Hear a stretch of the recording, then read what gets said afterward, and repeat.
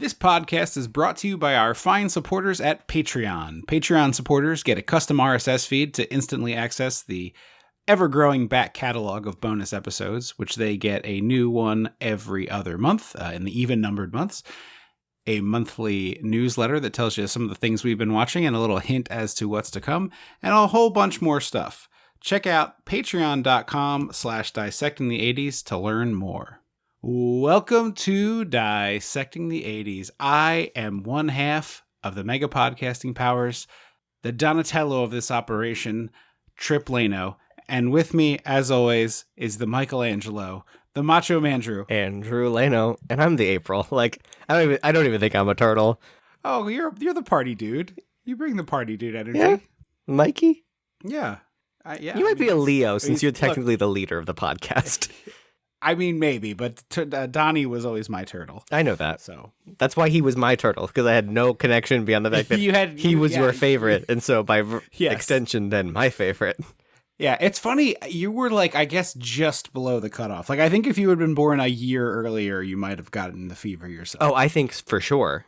It was like you just missed the window. Well, so I played with the toys after the fact, because you had that. I mean, they were around. You had that sick ass sewer like laundry hamper thing that held all of the toys. I think it was supposed to be a hamper. I think you're right, but it was like a children's hamper. But I just kept all the action figures and stuff in this thing. It was like turtle themed. It was very It was like the size of like a wrestling trash can with like theming on the outside, and then the lid was a manhole cover with like the turtle logo. And so, it was extremely cool. In hindsight, when Mom and Dad got rid of that, I should have checked it on eBay because, although it's huge, shipping it would have been a huge pain in the ass. Local only. Yeah, I have to imagine that had a little heat, but maybe it didn't. They probably. I mean, it could have been a nice, like, hamper, like for your towels, your laundry room hamper. We don't have that. Our house does not have the storage space for abundant hamperage. We have the hamper in our bedroom. Well, we just have like a collapsing one next to the laundry. The washer dryer, so that we can just throw towels in there until we're ready to do towels. No, very, very useful. But our laundry room is a closet that also has shelves built into it where all of the tools live. It's a small space. Gotcha. Directly behind me in my office. Oh, God. It's one of those. I see it. Yes. Yeah. It's a nook. So I played with the toys, but I didn't have the like lore or any like real stories. Sorry. Pause. Speaking of those toys, I like went through the bin when Mom and Dad were getting rid of stuff, and I was like, I gotta save some stuff, of course. So like, I have Donnie in the trench coat, and I have Krang, and I have a Krang too, actually. Oh, do you? Krang and do you have the big Krang? No, I've got a little boy. He clearly was clearly fit inside of whatever his like wrestler body's name. Okay, so I have the turtle scale body guy and the Krang inside, and then I thought we had a bigger one at one point. We did at one point. That is not what I kept. But I like was digging through and was like, oh, okay, there's a bunch of these figures I might want to keep, and I'm looking, and man, they were played with so hard. They were all just like busted. Like Casey Jones's legs were just not on, and it wasn't like, oh, they snap back in. It was like they snapped off. Like the peg is just gone. The you can see the inside of inside his hip is the half of the peg, and the other the plastic is no white longer from the strain right before the snap. Everyone knows exactly what I'm talking about. Yeah. So it's just like, oh man, so many of these bad boys are just like rode hard and put away. And also they were jammed in. Like we could have tossed them back into the sewer barrel. Yeah. So yeah, that's true. And then the other one that was really funny was, as I was looking through, I found this like weird looking one, and I remember, oh man, as a kid, I remember I had this like turtle that wasn't quite right, like the color wasn't quite right, and the face was kind of grayish, right? It was a darker green. It was like sort of like a huntery camo-y green. Mm-hmm. And I just recently, like about a month ago, was watching this YouTube video of this guy that like hunts for vintage toys, and like he's a reseller, and he got one still in the package. It was a knockoff turtle, and the toys were so hot and so popular that even at like regular stores they were selling these knockoff turtles. No, wait, there was such a demand. What was the packaging like? Did it just say like fighting turtle? No, No, the packaging was like Teenage Mutant Ninja Turtles, like completely. It was just fully ripped. It wasn't. It was. There was no attempt to. No, it was not. It was not like in the new trailer. There's like kind of a winky. The April O'Neil character for the new movie says something like, "Oh, you're a bunch of, ninja." Like she says all the words without, she says like, it's like as if you synonymed the whole thing. So it'd be like, karate fighting amphibians. Young karate fighting amphibians. Yeah. It's like, it's not that at all. It's like the Ninja Turtles. And then on the back, it has like, in this set are Leonardo, Donatello, Raphael. That's wild. Like, you'd have no idea. And it was just sold at regular stores. He's like, everything this guy researched, he said, he thought it'd be like a flea market thing or whatever. And he's like, no, you just these were available in some stores. Now, it probably wasn't your like Kmart's and Sears's of the probably day. More like a KB Toys, I'm guessing. By the time we were, something like that, maybe. Because they were a dying breed, I feel like, by the time we were growing up. Yeah, it's. I feel like KB lasted till right around the video game era, and like right around the end of the 90s. I want to say it's like the 97, 98. But it could have been like a grandparent, an aunt or uncle, like just somebody bought it. But he was like, these were purchased in legitimate stores, not just like, I'm Jerry and you can't blame grandma and grandpa if you like. No, Mom. Yeah, Trip wants a Ninja Turtle this year. She grabbed the Ninja Turtle. Yeah. So I was delighted by this little thing because I picked it up. I was like, oh man, the Weird Turtle. I always remembered the Weird Turtle. And sure enough, it was a bootleg piece of merch that I had. I do also have this on my desk currently. Oh, that's a homemade Trip. Yeah. I think it was wrapping paper. It was wallpaper. Oh, it was wallpaper. Did you have wallpaper? Yeah. I don't think I had. I don't know if I had wallpaper. Like it wasn't. If I did have wallpaper, it wasn't like the wall. It was like a runner. It was like a strip. Yeah. But yeah, Trip took this wallpaper of the Ninja Turtles and glued it to a can to be a little pencil holder, and I've had it ever since. Did I give that to you? Yeah, it was a Christmas present. Oh, okay. That's funny. That must have been in like the depth of your art phase. Probably. I was hoping there'd be a date on the bottom, but.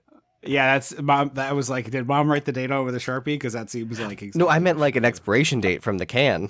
Oh, interesting. That's great. I love the art on that. That's fantastic. Yeah, the classic turtles. Yeah, we're doing this episode. I think we're going to be a week, or we'll probably be toward the end of the month. So hopefully the movie is still relevant. But the new movie's coming out, and I think it looks great. It looks super cute. I'm really excited about it. Yeah, it's something I actually plan to go see. I love the animation style, that Spider-Verse. Mm-hmm. Sketchy sort of, yeah, and it also has, shaky is a good word for it, but it also has like sort of this vintage Looney Tunes Tex Avery energy where like if a character gets mad they might get really big, yeah, which is just like very, very opposite of the Pixar energy, which I find has grown a little stale for me. That's fair. It's funny that something that is just old feels so fresh because everything is gravitated toward the like Pixar, like everything is cycles. Yeah. So it's fun. But anyway, I cut you off. You were talking about the turtles, and I wanted to give you the opportunity to pick back up after I made 9 minutes of my own monologuing. Oh, so shit. My apologies. I don't remember. Okay. I figured this would happen, but you ruined it because I don't remember what I was going to say. When I launched into Hamlet. What did you start with? Was it like from the beginning? Like you were talking about playing with the toys. Oh yeah, so like I was saying, I didn't have the lore and like the story because I didn't watch the show or anything. Mm-hmm. Yeah. But I had these characters, and they were like wild, fanciful animal characters. They were basically the kind of villains that the Power Rangers would face off against. Like it's a giant squid with eyes or whatever. Yeah. You got your Ray Fillet. I forget what the frog's name was. There was a frog in a Hawaiian shirt. Was he not a Battletoad? I thought there was a frog in a Hawaiian shirt that was a Turtles guy. I think I remember the cover of the Battletoads Game Boy game was I think a frog in a Hawaiian shirt, but maybe I'm Mandela affecting myself. It's possible you're right. There is a frog that has maybe not a Hawaiian shirt, but in the new Turtles movie there's a frog that like licks his eyeball in the trailer. There's Bebop and Rocksteady. Okay. I got the figure correct in my brain, but I'm not sure this is a Hawaiian shirt, but this is Genghis Frog. Oh, is he a villain? I think they're all villains. Originally tricked by Shredder to be a bad guy, Genghis quickly changed sides and joined the Turtles. He does have sort of a Hawaiian shirt on here. I'm gonna count it as a W. I mean, given the loose wiring that is inside my skull, I'm saying that I mean, you tell me if that is not counting as a Hawaiian shirt, but I think this counts based on my brain. That's the Hawaiian vibes. I definitely remember this figure. If you see the back of it, I feel like it's more Hawaiian shirty than the front of it. Did you have an April? Yes, Mom. Oh, you don't know the April story? I might, but again. Okay. So April O'Neil was the chase figure. Oh, she was the hard one. She was inserted one per case, or perhaps not even one per case. But now, was this because they didn't think kids gave a shit about having an April toy? Like, the target demo is young boys for the Ninja Turtles. So who knows, right? This is going to be my guess, and you can do with it what you will. I don't think it's insane to be like, there's probably less demand for April O'Neils than our 4 boys and maybe Master Splinter. So if we're going to make figures, perhaps we go, okay, let's lean our production my thought forward. would be the 4 Turtles would be top, then a Shredder, then maybe a Foot Clan guy, so you can have someone to beat up, then a Splinter, then an April. Casey Jones is that's probably somewhere about right in there. Probably, I don't know. Sure. I don't know when Casey Jones got introduced in the cartoon. The cartoon is bad. I should say. Oh, is it? Before we jump into the movie, the cartoon is awful. It is like incredibly cheap. Like there's some scene. I watched a couple episodes a few years ago with a friend who was like, "You will not believe how bad this is," and like there's sequences where suddenly all 4 turtles have the same bandanas, like the same color. Oh my god. And so unless you see the weapons, you can't tell them apart. Like it's very, very cheaply made, like really shit out, like grinded out for the dumb kids level animation. No care, no effort. Like as quickly and as cheaply as we can make this, please and thank you. Yeesh. We got to make a lot of it. So the cartoon is not very good because there was a bunch of times when they released the DVDs and the packaging was always great. There was one, like, I don't know if it was like a box set or a single season, but there was like single season ones where you had the front of the van and I was like, man, the packaging is great. And I remember like them going on discount at Walmart and picking it up and being like, I'm never going to open this. Like, I'm just never going to watch this cartoon for children. Yeah. So I never bought it, but I loved the Turtles as a kid. I have a fondness for them. I like turtles in general. Both. We should say they're tortoises. And they are tortoises. We will call them turtles because that is what they are the Teenage Mutant Ninja Turtles. I don't see where you get off just describing them. They're because a turtle has fins and a tortoise has little hands. No. So according to real science, they are tortoises. These are the Teenage Mutant Ninja Turtles, and how dare you tell them what they are. I just wanted to say it up front. I'm just saying, how dare you. Like when we eventually do a Frankenstein property, we're just going to call him Frankenstein, even though we know he's Frankenstein's monster. That just takes longer to say. Right. And everybody knows what you meant. Yeah. But yeah, how dare you. And all of you out there thinking the same. I had to acknowledge it. One person out there is tweeting, they thank you for acknowledging. They get to choose, and they are the Turtles. Yeah, I mean, I loved the Turtles. They were the first thing. I think G.I. Joe may have come first, but in my memory, the Turtles are first. It was like the first toy I was like, I love this. Give it to me. I love being a turtle. Yeah. Were you ever a turtle for Halloween? I think so, but I don't remember. I've never seen a giant shell in our Halloween costume bin, which feels like mom is livid. I'm sure the answer is yes, because otherwise she's gonna be like, I do not remember this. I'd be so upset. Well, I could only remember a handful of my Halloween costumes as a child. No, they're like, we have pictures of most. Yeah. Of them. So before I forget, so April was the chase figure. She was only like one per case, or perhaps less than that. Whatever. Like a case is probably 12 figures, so she might have been even rarer than that. And Mom, I don't know if I really wanted April O'Neil. She would probably tell you that the answer was yes. And I was like, I have to have all of these. Of course. Like, how could I have the Turtles and not have April O'Neil? I just don't remember. I was 5. Like, yes. I'm not. This is not me trying to be like, oh, my mom was doing this thing. Like, I just don't. I was 5. I don't know. But she, before work, she would like drop me off at daycare, and then go to Toys R Us before work. At what, like 7:30 in the morning? whenever they opened, like I guess Toys R Us was open, or maybe she the way she's always told the story, it was early in the morning. So I'm assuming it was like the minute the Toys R Us opened the doors. Maybe she was like, faking sick to go do this. And she would go back to the turtle section, and sometimes they would like be actively stocking it because these toys were so popular. Yeah, you couldn't keep them on the shelf. They were flying up yeah. And so she would be like digging through the cases like a real collector freak like us. Like you would be like, I gotta go get this thing. I gotta go. I heard a hot tip that the Walmart's got a case of these in. So she was there, like, that's where we get it, obviously. She was like seeking out April O'Neil, and that was like the coveted thing. It took her forever, but she went to all these stores all the time, and eventually she got the April O'Neil, the one that was included. Like I said, if it was one per case, it seems like it wouldn't have taken her that long, so it must have been rarer than one per case. Yeah, unless other moms beat her to it. Yeah, it's possible. Maybe she was like having fistfights, but she hunted and hunted and hunted and hunted and finally got the April O'Neil. But she was another one where you know how this happened with the a couple of the other figures we had, like, I don't know if they got left on a heating vent. We probably left them on the mantle, not the mantle, on the hearth of the fireplace. Yeah, that's possible, or just even in the sun. But like April's legs were all janky, like she couldn't stand up anymore. She got bow-legged. They were too. The other one. They came in. Yeah, they came in. So like but these are the other thing is, like, I just played with these toys constantly and all the time. Yeah. Like they were just played hard with. I had a whole sewer case full of the bad Barbie. They were just all weird up. Barbie, you mean? Yeah, weird Barbie. Yeah. So yeah, April. When I was digging through for like, what should I hold on to? April was just like the paint was rubbed off on the back of the jacket. Like she was played with hard. Yeah.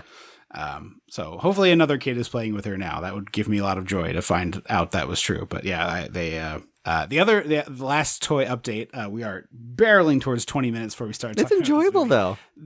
The new toys have the weapons are the same colors as the vintage toys, which really delighted me when I saw them at the store. As opposed to what? Aren't they like weapon colored? They're the turtle weapons were all a solid color, sort of like an orangey red color. Oh, because you popped them out of the thing, right? Yes. Yeah. It was like it's the thing in the new toys is exactly what it used to be when we were kids, which is like a frame. It's like injected molded plastic that has, you have to like twist it to. Yes, exactly. So you twist them free of the connections. Like, Raphael's got his sais and Leo's got his swords and all that. But they're the same sort of brownish, reddish, orangish plastic and in the same format. Now, I don't know if that's still a thing with other turtle toys and iterations or whatever, but I was delighted to see that was a thing. I actually, when I saw the display, like flipped through, picked up Donatello, and I was like, I like the art. I'm going to see the movie, but this is not my Donatello. So, But the first thing I did was check the back, and I was like, if there's an April O'Neil, I'm buying it for Mom. And there's no April O'Neil. Of course not. She'll probably be Wave 2. She was the Bride of Frankenstein in that weird Universal Monsters collab that I sent you. Yeah, the Turtles had infinite weird figure spin-offs. Like, I had some sports turtles that were Casey like Jones, baseball. That makes sense that he like his influence. Yes. But this was like football Donatello, baseball Raphael, or whatever. It's very weird. Well, today there's the weird Universal Monsters collection, like collab, where like April's the Bride of Frankenstein. One of them is Frankenstein, and his shell opens up with like potions and stuff in the back, which is cool. Yeah. They have a TM. That might be Donatello. That would make sense because he's the smart one. Science. Yeah. Or no, he might be the Invisible Man. It's not important. Whatever Donatello is, I was bummed that it wasn't a character I liked enough to purchase because I was like, well, this is clearly designed for me. There's a Teenage Mutant Ninja Turtles X Stranger Things action figure collab where it's like Dustin. Really? It's like Dustin in a slingshot versus Donatello in a bow staff or something. Wait. So it's a Dustin figure and a Donatello figure in the same pack. Not Dustin as Donatello. No. For Halloween. It is. They're both in the same pack. I don't know what the kayfabe is, but that is. There must be. I mean, there's so much. Just like Archie has so much weird shit, the Turtles have so much weird shit. So it's very possible that it was just some bizarre. I do love the other one that I've seen in contemporary stores. That's like it reminds me the art style. It's similar to like Sly Cooper, if you remember those games I played. Sure, yeah, where yeah. It's like a living comic book, So the action figures have thick black outlines. Like they're painted in a way that they have a thick black outline. So they're really only designed to be viewed from one direction. But like they had this very cool like comic booky art style that's really fascinating to look at. Oh, that's cool. Are you looking at the Stranger Things thing? I was trying to. I actually was trying to remember. I have somewhat recently read a Turtles crossover comic that was like a trade paperback I got from the library, and I have truly no possible way to remember what it was, but I'm looking and there's just infinite of they've done a lot. Yeah, they did the Turtles and Batman, Turtles versus Ghostbusters, Turtles versus Batman. Turtles Ghostbusters feels like something I might have read if the library had it, so I'll just say it's that, so I can move on with my life. But all that to say is that's the preamble for the reason why we're talking about this movie, which now perhaps the latest we've ever done this. We watched 1990s Teenage Mutant Ninja Turtles, and you know what that means. We gotta go back. We gotta go dissect the 80s. It's your turtle power. Someone's gonna get your turtle power. When the mega powers explode. I'm talking about the 80s. Oh, yeah. Great Scott! Cream of the crop. Oh, yeah. Mega powers, yeah! When this baby hits 88 miles per hour, you're gonna see some serious shit. Except they don't say that in this movie. They don't. No, they don't. They don't have the Heroes in the Half Shell. Turtle power. Yeah. Did you play the game that got recently released? That was the updates of the old arcade games, because that was fun. I even got the 4 people around the machine. It was 4 people around the cabinet. Each had like 2 buttons and a joystick. Yep. Mm-hmm. Yes, and in the updated version, so the original version you could play the Turtles, and then in this new version they added April and Splinter as playable characters. Did April have like a microphone, like a whip? That seems fun. What did April have? I don't remember. I think it's a microphone she hits them That's with. what I said. Yeah, but I don't think it's a whip. Throwing it. I don't think. No, I don't remember being a whip, but I really don't remember. See, the only one of those that I really remember was the X-Men. All right, now I have to buy this fucking Ninja Turtles thing, because the one with Raphael includes Hopper in the Hawaiian shirt, which is like a great figure. Oh shit, that sounds awesome. It's like a pretty good sculpt of him, and it's got Raphael with his whole deal. It's pretty good. And the Hopper is upside down in the package. Oh, that's right. I think that's the shtick. All of the Stranger Things characters are upside down. I hope they have it's 11 in the dress and the wig, and then it's a turtle in a trench coat. Oh, that would be fantastic. They did a comic book. I'm gonna have to spend an hour looking at these toys, but I'm gonna stop now, because otherwise you'll get distracted. I mean, this is gonna be a bad podcast. People are gonna be like, "Why did Tripp suddenly just go for 20 minutes?" Well, it's because he was looking up Stranger Things Turtles toys. Stranger Things X Turtle collab. Yeah, I'm too old to say that. I gotta be honest with you. It's just so much faster. The problem with it is, like, shouldn't it just be a plus, right? Like, doesn't it make much more sense if it was a plus? Because they're not fighting necessarily in these collabs. Well, the X is just sort of cool looking. It's angles. Yeah. Angles are cool. I guess. I don't know. 11 is with Leonardo, and she looks like a boombox. I'm done. I was trying to find Donnie, and I have clicked on too many links. Maybe there isn't. Maybe there's just. No, why would there not be a Donnie? You have to do all 4 turtles. Well, you said you saw. I mean, I was bullshitting. It was like. Oh, see, I was like, "Where's Dustin?" I don't know that it was Dustin and Donnie together. I was just in my dream. It would be Dustin and Donnie, my favorite characters from each of the respective properties. I mean, they would make sense. They're the like. I mean, I guess they're all kind of brainy kids, but he's the one whose girlfriend saved the day with the science. Yeah. No, it's it. There's 11 and Leonardo and Hopper, and I can't tell if this is Raph. No, there was Lucas was on one. I swear. This article says there's just 2. Maybe there was another wave. Anyway, I'm done now. I'm closing the tab. I'm back in. I'm talking about the fighting game that I remember is the X-Men game that they used to have down in Rehoboth. Sure. Yeah. That I love for the longest time I didn't know wasn't Jubilee. Like I saw someone post about it and they were like, "Oh, it's Dazzler." And I was like, "The fuck are you talking about? It's Dazzler. That's Jubilee." Yeah. And he was like, "Yeah. What?" And I was like, they came out around the same time. Wasn't it promoting Jubilee? And he was like, "No, my dude, that's 100% Dazzler." And I was like, "Well, I feel stupid." Well, apparently Dazzler was like the Jubilee Prime. like the tier. Yeah. Well, I'm saying in the comics there was like Dazzler, and then Jubilee may have been invented for the comic TV show. I think she was. Jubilation Lee. And then because Dazzler basically was a pop star who used her sparkle abilities to put on shows. So like, you know, women are treated well in superhero fiction.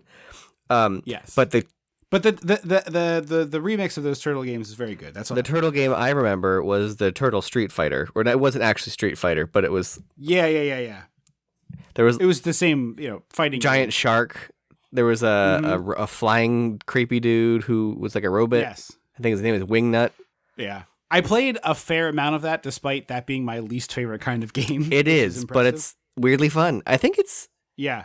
I can't remember if that's one of the games. I don't think it's one of the ones on the Nintendo Switch thing. Maybe I played it when I don't believe so. Maybe I played it when I stole the Super Nintendo from you briefly. It's possible. But that's the one I remember. Okay. Got a great New Line logo. This movie, insane to think of now.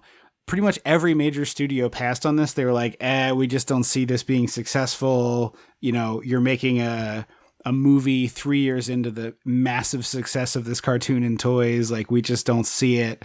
And it was like, oh, well, you're dumb. Every one of you is a fucking idiot. Disney passed on this. Warner passed on this. Everybody did. And then New Line finally, at the time, was like mostly art house. And they were like Freddy Krueger, and that's it. Yeah. They're like, we'll do it. And they were like, fine, New Line can put the movie out. And it's like very successful. Well, because it's considered an independent film, which is hilarious. Right. Yeah. But just amazing and astonishing that everybody was like, nah, this doesn't make any sense to us. We don't want this. It's also crazy to think that, like, how did we get from this movie, which is like $202 million at the box office on a $13.5 million budget, and then I gotta think double that at home on home video easily. Speaking of, did you hear that apparently if you combine Barbie and Oppenheimer's budgets, it equals Thor, the latest Thor movie? Oh, really? That's crazy. And people are like, yeah, that's. You don't need to throw money at things. Like, you can. Something's wrong here. Something's broken. Barbie was great. That's not the point. But like, how do we get from this, which is like fairly, it's respectful of the source material. I'm not gonna say it's faithful, but it's respectful of the source material, and it doesn't feel like a weird bastardization or like a dark, gritty reboot or like a nonsense spoon feeding thing. To like that Uncharted movie that I didn't even bother with because why would I? Yeah, I watched the movie. It's not good. You know what I like about Nathan Drake? All the cool adventures he goes on with his old grumpy friend. You know what I don't need to see? How they became friends. The game showed me already. What's the funniest? Well, some small amount of credit. The movie is for people who are not obsessed with the games. To be clear, that's. I never understand why. Like. These games have a massive following, so why wouldn't you cater to the fans that are definitely coming? Because they want to sell way more tickets than that. Like, I don't know any of the backstory. What do you mean? And I don't know any of the backstory to Uncharted. I've never played those games because they're PlayStation exclusive. Oh. And I don't own a PlayStation. I fully thought you did. I've never played those games. No, they were always games that I'm like, that looks like a lot of fun. Boy, it's stupid that you can't just play all the games on all the things. This system is bad for everyone. I mean, there's not a lot of exclusivity. There's only like Halo and Uncharted are the big ones, but Last of Us is also exclusive on PlayStation. You can't play that on Xbox. Oh, is it? Yeah, there's like 4 or 5 titles over the years. And for a long time, the only baseball video game was on PlayStation. Really? You couldn't play baseball on an Xbox. Yeah, it's no longer the case. But that was it for a while. I just find it so annoying and stupid. And it's just like, I'm too old to own multiple fucking systems. And I've finally hit the point where new games aren't coming out for my Xbox anymore, and it's like I don't play it. I'm at the point my PS4 is on its last legs. Like it can't handle some new games. It just crashes. Yeah, same. And but that started to happen, and now it's like fully. They're like, we're not even making this for you. And there's like a bunch of stuff coming out that I'm like, man, do I have to buy another fucking? That's what I was like. I'm gonna have to put a PS5 on my goddamn Christmas list because Yeah. There's a bunch of shit I want to play, and I have games that Jack and I try and play, and it's just like we'll play for 5 minutes, and it's like, yeah. The Xbox will run games that it shouldn't, but they look awful. Like I was telling you, I think before, I played that Star Wars game that's like with the weird hair is what was going on. Yeah, and all of their hair looks like loose sheets of paper stapled to their head, like just flapping around. It's very strange. But anyway, yeah, we should talk about this movie. I do want to talk about this movie. I'm excited to talk about it. So I got to get off the video game train. Last chance to make a point. I'm letting you in if you want it. But it's wild to me that we went from this to like now where they like, yeah, we're making a movie about this, but it's going to be a version of the story no one's interested in, that no one cares about, that we're going to make up ourselves. And it's like, well why? Yeah, I don't know. Hollywood is not the arbiter of stuff. Yeah. This does give you like a 5-minute rundown of like how we got here, like how the turtles came to be. And I think you could probably do that in Uncharted and satisfy everybody, you know? Yeah. Because I've played a bunch of the Uncharted games, and one of them does include how they meet. And I was just like, I don't know. Also, Tom Holland is not Nathan Drake. Sorry. He's not. Yeah, it was not. I mean, look at the casting is awful. Hunky, handsome meat man Nathan Drake, and then like Twinkosaurus gymnastics boy Tom Holland. No, it's not. No, Get out of here. That short film that they did with Nathan Fillion was fantastic at the time, but I just don't. I think too much time. Yeah, he is too old, unfortunately. Yeah. Also, there's a scene in that movie where they like, I don't know, they crash a boat that was hung off a plane or something ridiculous, and they like come walking out of the ocean at this resort, and this guy says something to them like, "Oh, crazy day," and they're like, "Oh, you don't know the half of it," and they like linger on this guy for so long, and I'm like, I turned to my wife, I was like, "I'd bet you any amount of money that's the voice actor from the games," and she's like, "What?" I was like, "Well, I don't recognize him," and they lingered on him for a long time, so that's the. Was he older, like much older? Mm-hmm. He was probably in his 50s. Oh, so he might have been Sully, like Game Sully. Oh, I'm not sure which guy he was the voice of, but 100% it was the voice actor from the game that they were just like, cameo. All right, turtle time. Judith Hogue, mom from Halloween Town. I knew you were going to bring that up. I have to. Not a franchise I had any familiar with. That you is to Turtles as me is to Halloween Town. Well, it's you to Disney Channel original movies, really. That's not true. I had a big phase with those. You did? Just like oh yeah, baby, Brink. Oh, so you did the weird sports ones that I didn't give a shit about. I mean, I watched Brink. I watched Johnny Tsunami. I watched Xenon with you. Wait, what was the third one? With you. I watched Xenon with you. Okay, Xenon. I was like, you just named 2 sports ones that I fully was like, nope. The thing is that I only remember the sports ones because I remember the weird thing about them. There was also the guys with the surf hair. Was that a theatrical movie? Guys with the surf hair? Or was that a Surf Wyoming? I think it's like 2 chuckleheads who end up working at is it Yellowstone? Oh my God. Do they trade surfboards for snowboards or something? No, they start working at Yellowstone, I think. This sounds like a real movie, not a Disney movie. Because they were not shooting on location, except for Johnny Tsunami. Okay. So yeah, I also remember The Luck of the Irish, which also is a sports one, but that's the only sports one. Smart House. Okay, there's a non-sports one that I remember. Luck of the Irish is the only sports one that got a pass for me because they were leprechauns and magic. I definitely remember Xenon. There were others that I feel like I was watching them with you up until like 2000. Okay. So I don't remember a lot of them, but if you showed me some titles and I got some keywords, I'd be like, if I showed you the poster, you'd be like, that looks familiar. Yeah. So that's what I remember from the DComs. So yeah, Judith Hogue is April O'Neil, and she is the mom from the Halloween Town franchise. And also, apparently, my boyfriend's first lady crush. Meet the Deedles. The hell is that? 2 surfers end up as Yellowstone park rangers and have to stop a former park ranger who wants to deforest, probably. I don't know. Yeah. Was it a Disney Channel original, or was it a movie? Looks like starring Paul Walker. No way. And Robert Englund and Dennis Hopper. This is probably real. Theatrical release. Yeah. Buena Vista. But if you look at the poster for this, it's Paul Walker and the other guy who, less famous, but they're like a 20-year-old Paul Walker, I'm assuming. Yeah. And their hair is like a big, huge, like Marge Simpson height ocean wave. I have to look this. I have to look at this up after.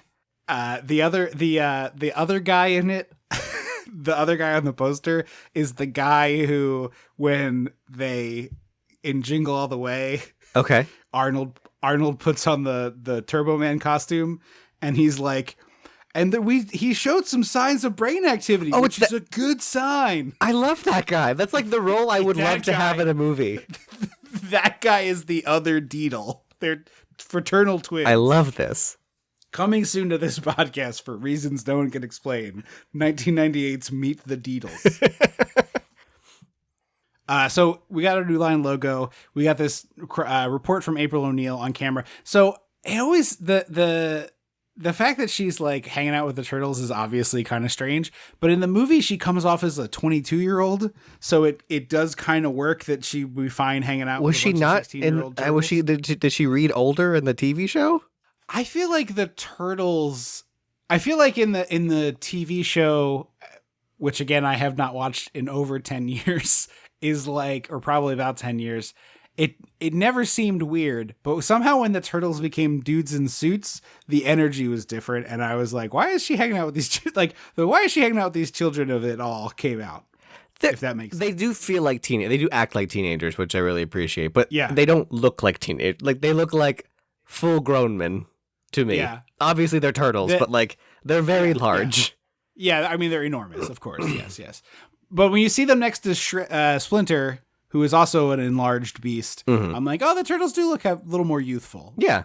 Well, it helps that he's scraggly. He's real scraggly. But there's, they got like, they have like, somehow they make Shredder, God damn it. Somehow they make Splinter look like he's got wrinkles and stuff. Yeah. I don't know. You don't see wrinkles. The coloring in his fur helps sell that. Yeah. So anyway, there's a crime wave going on. Things are getting stolen. This is actually a really fun opening montage. It's so like campy, cartoony the way things are getting stolen. Yes. Yeah, the guy like delivers TV or something, pushes a hand truck to the door, and when he turns around and comes back, his entire truck has been emptied out. A lady's like smoking a cigarette on her fire escape. She reaches in the house to get another drink or whatever, and the TV she's been watching outside is gone. She's like, what? It's just like all very over the top silliness. But the part of it that I find absolutely delightful is they have one kid pick a guy's pocket, and then they do this insane like fire brigade handoff with this wallet. Well, that is how you're supposed to do it. Not that I'm a criminal. Let me just say. Yeah, when did you become the fucking artful dodger all of a sudden? No, I'm not. I just master pickpocket Andrew Leno. I mean, you don't know what skills I have, what skills I honed during the pandemic. Oi, governor, we got your wallet, we did.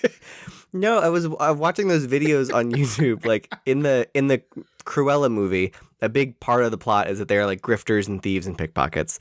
And so I watched one of those YouTube videos of like the actual illusion art, or what do you call it? Close-up illusion? Like close-up magic. Yeah. Who really are just pickpockets with a fancy name. Who like the guy who's responsible for teaching like Margot Robbie how to do it and Emma Stone how to do it and all that. Sure. So he like probably also those Jesse Eisenberg magic movies. Yes, exactly. Those two. So he like breaks it down, how it works, and he's like the key is with pickpocketing like that is to always keep it moving. It should not stay with the same person like for very long. It's not one person takes it and walks away with it, because that's obvious and can get caught. You got to keep passing the potato. I just feel like you pass it to like 3 of your street urchins, get to a trash can, take all the cash out of it, and drop the wallet in the thing, and then walk away. I mean, yes, but then how is Shredder going to show how good he is at organizing teenage boys and getting them to do this work for the same task? It is true. He is remarkably good, and they're not just teenage boys; they're like wayward youth. Yeah, they're at-risk youths. Yeah. If there was a dial and Shredder's criminal activity was on it and like straight up and down was neutral, he's really only like 3 notches to the criminal side. Yeah, it's not the worst gang that ever ganged. Obviously, it's probably because it's for kids media, but right. If like there's the sliding door version of this universe where the pleasure island that Shredder runs is just full of like typing class and adding machines. I don't know why your version of this has Shredder in like 1955. We were using those a lot longer than you think we were. An adding machine? Yeah, with the beep boop and the paper roll. Our dad had one. Oh. I thought you were talking about like a chung chung chung. You thought it was like a hand crank 1930s yes, fucking like cash register that did no math for you?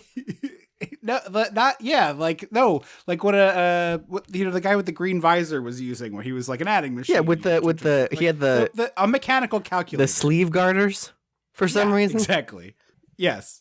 No, honestly, it feels to me like if you just twisted the dial a few degrees, Shredder is suddenly running like ITT Technical Institute, and it's like you can learn anything from HVAC repair,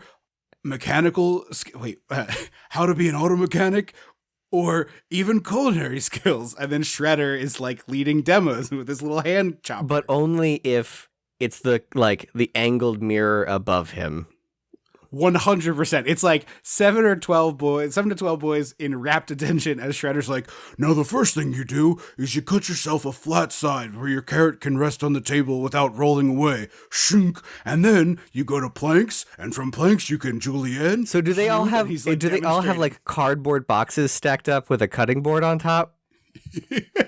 In this like derelict warehouse, or is it? Yeah, based on the hideout, it has to be something similar to that, right? Or it's like a couple of they're not empty cardboard boxes. Maybe it's like the cardboard box the televisions are inside, or it's the little stations, or it's like the pool table or a skateboard. Sure. Skateboard's a good one, and they're all learning how to julienne a carrot, as it were. Yeah, I like this Shredder's trade school. Yeah, I mean it's very close to what we have there of just him, chopping away, doing his best Julia Child. Today on the Sewer Chef, we're julienning carrots. Shredder's turtle bourguignon. We're making a whole feast based on the turtle. Turtle soup, turtle bourguignon, and even a version of baked Alaska, but savory. Turtle à l'orange. He tried to put Splinter in there, and universally they're all no, we're not eating a rat. Eat the rat. No rat. We don't want to eat a turtle, but we will. We will not eat a rat. I had turtle soup once. It's pretty good. Yeah, I mean, I would, but I just feel like I'm curious. What was the texture like?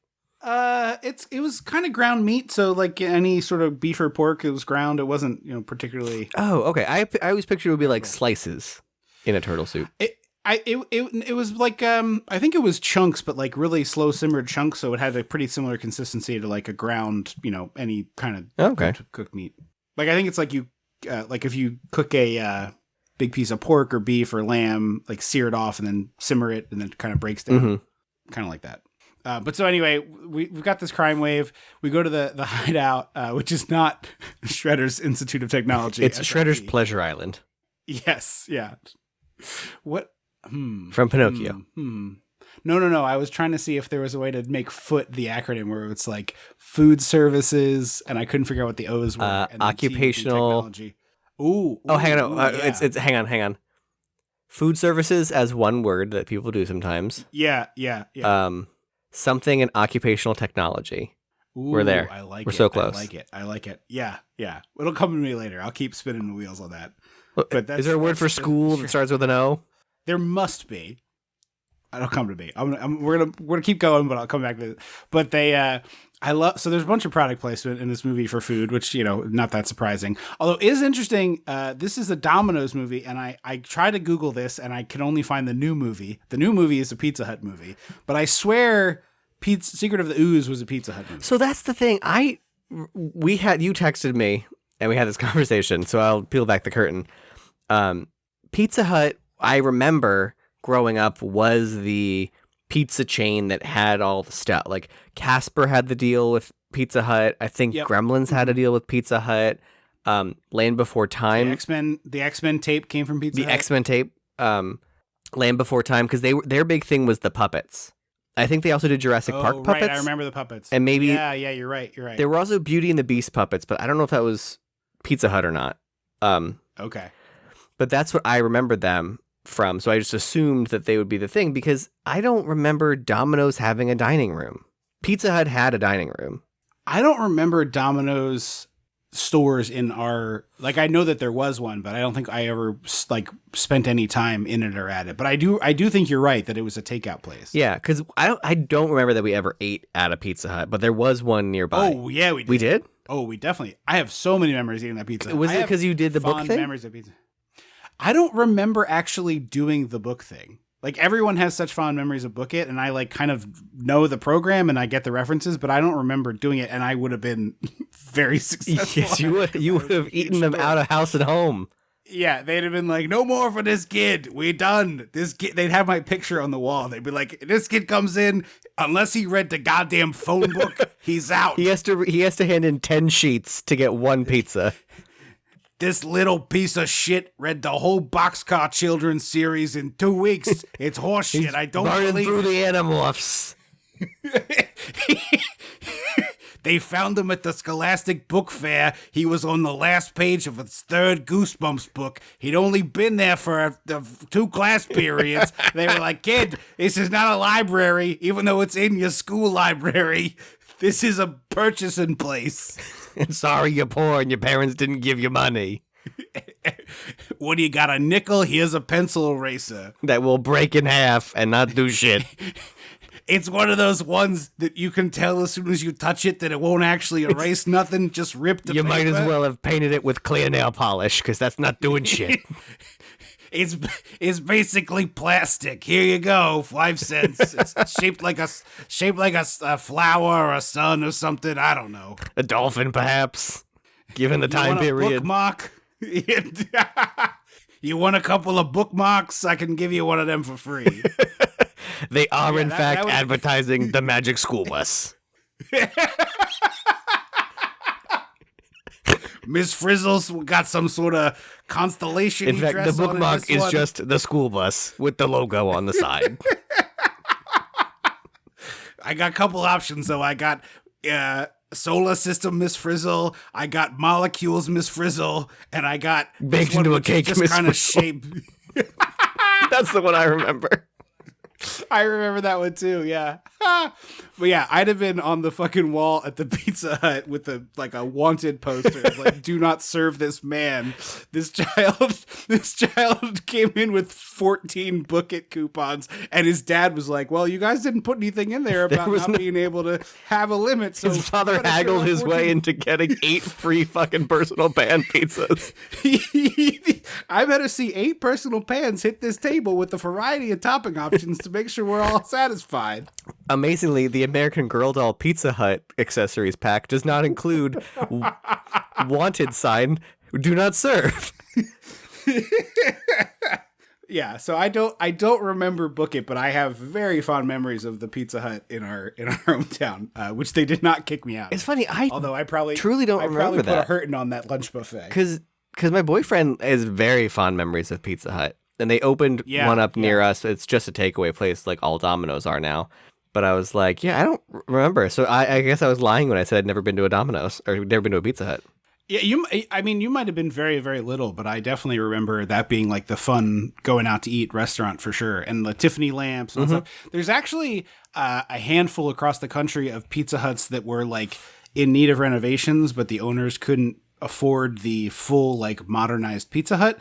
And so the company rolled out like a pizza parlor thing that they could do instead. And so there's a number of locations across the country that have new fixtures and stuff, but it's a vintage feeling Pizza Hut Oh, I parlor. like that.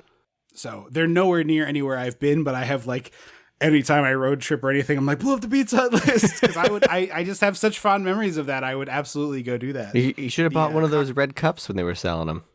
Yeah, I probably should have. The red cups, the cocktail table, The red and white Pac-Man stripe. game. No, the cocktail table, like arcade games. You could like sit at it. Oh, yeah.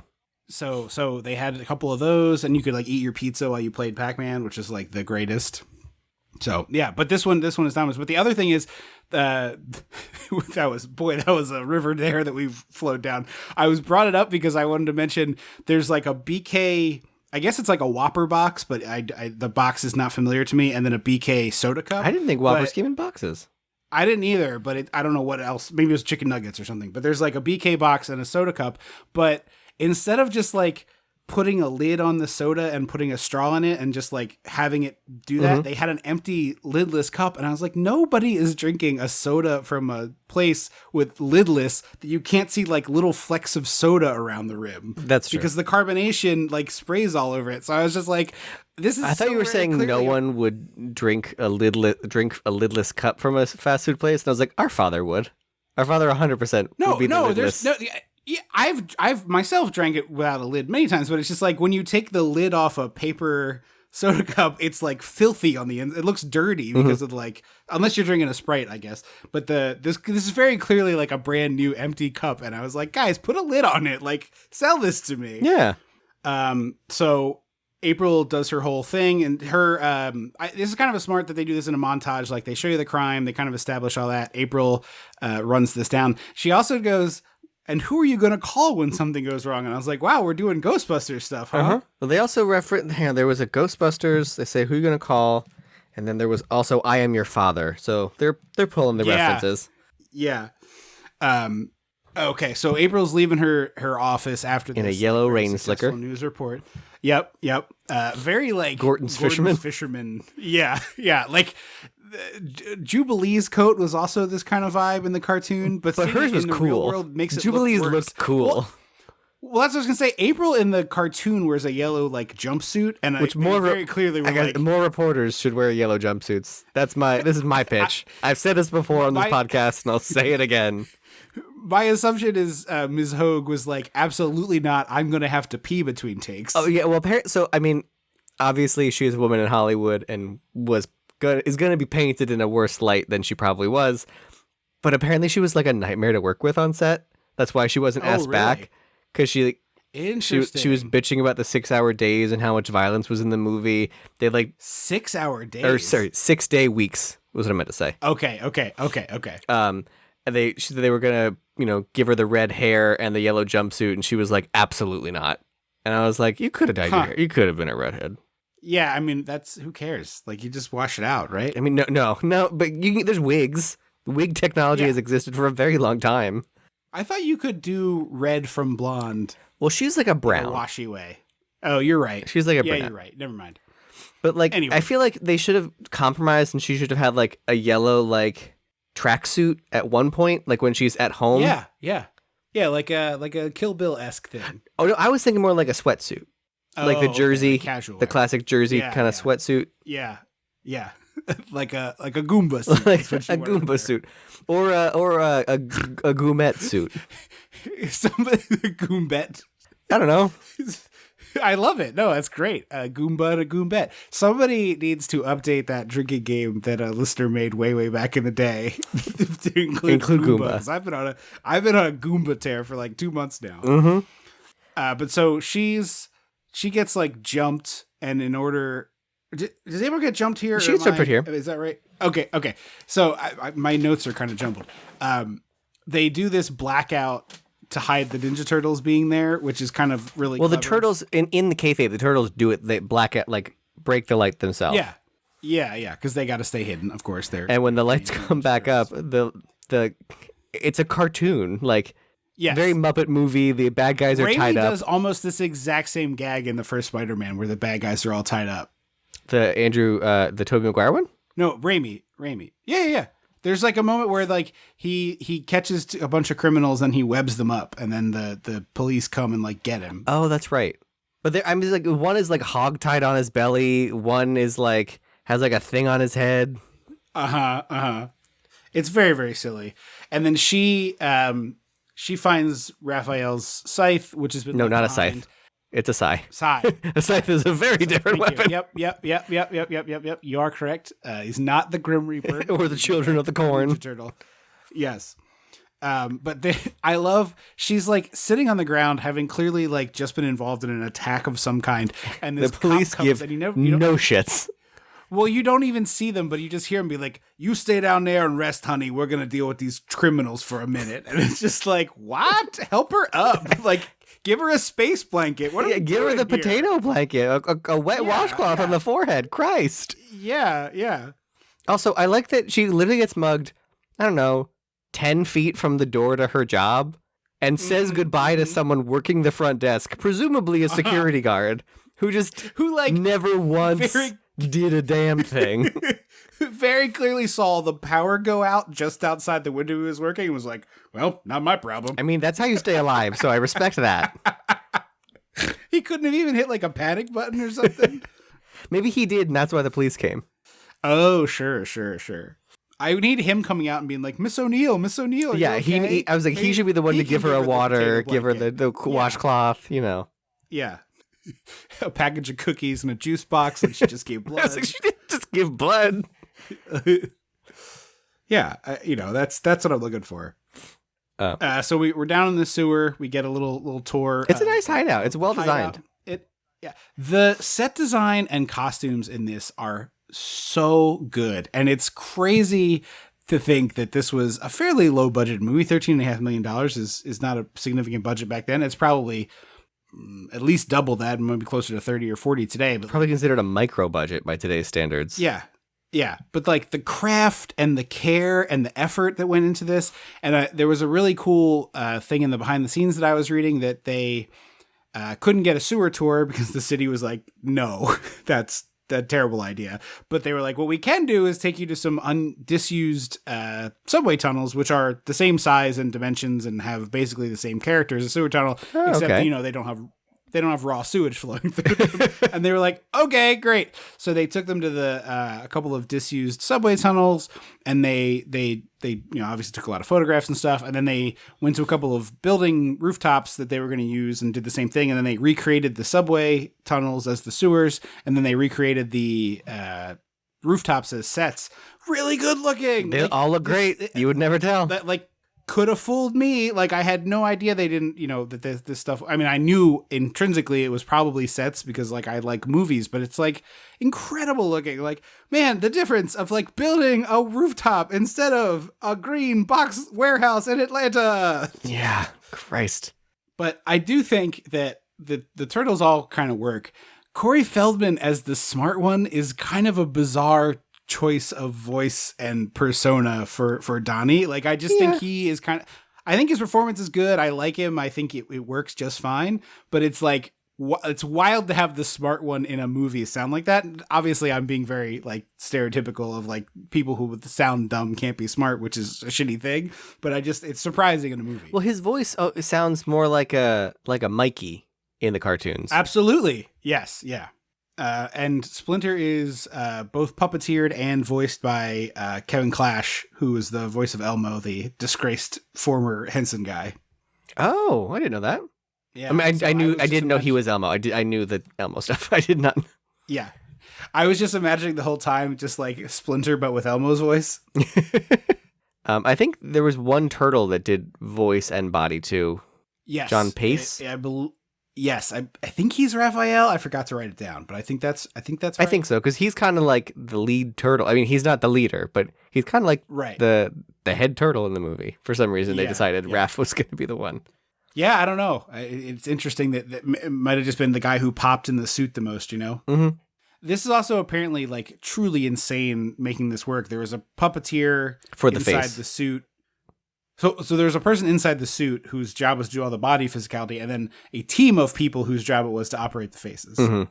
It's wild. Which were all done like robotics and like basically a big remote control kind of thing that they were controlling with. It's incredible to watch the behind the scenes on this. And also like the wild stuff where I think like Oprah interviewed the turtles in the sewer. I believe that. Like legitimate news, TV host people that you'd think would think this was beneath them. I'm like 90% sure it's Oprah.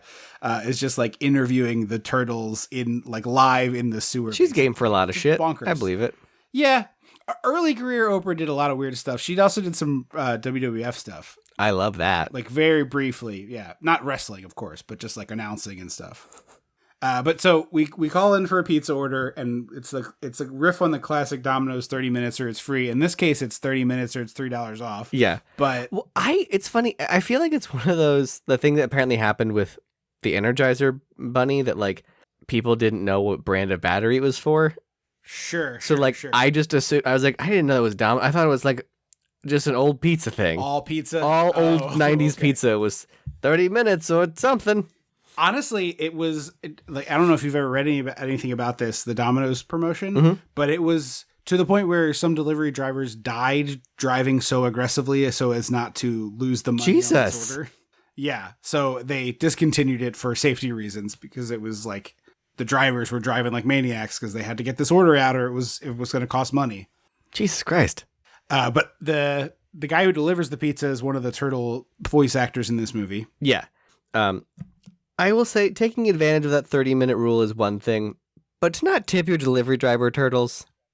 Yeah. Yeah. Come on. Really, really, really lame. Like he should have given him 13 money and the guy, right. And he's like $3 off cause it's free. Cause you're late. You know, that's, you should have like, given him the actual price of the pizza. And the guy goes, no tip. And he goes, it's $3 off.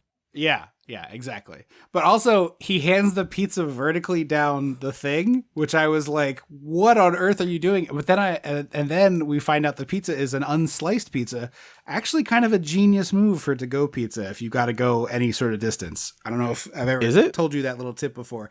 Yeah, your pizza will travel better uncut. So if you're going far with a pizza, cuz it doesn't where you cut it, the moisture seeps down into the crust in the seams. Huh. Okay. So you get a little bit of crust failure that way. But Leo slices it up, and one of them, of course, lands on Splinter. And all I could think of was the poor, probably intern who had to scrub this like fake pizza goo out of the fur. Had to take a fine-tooth comb and comb it out. Yeah, I assumed it was something like gack where it's gonna like come up as one piece. There's no guarantees with hair and fur. There is no guarantees, baby. But like you presume they would try to do that at least. Also, I think all delivery is prepaid now, so the whole 30 minutes or like. Yeah, I think you're probably right.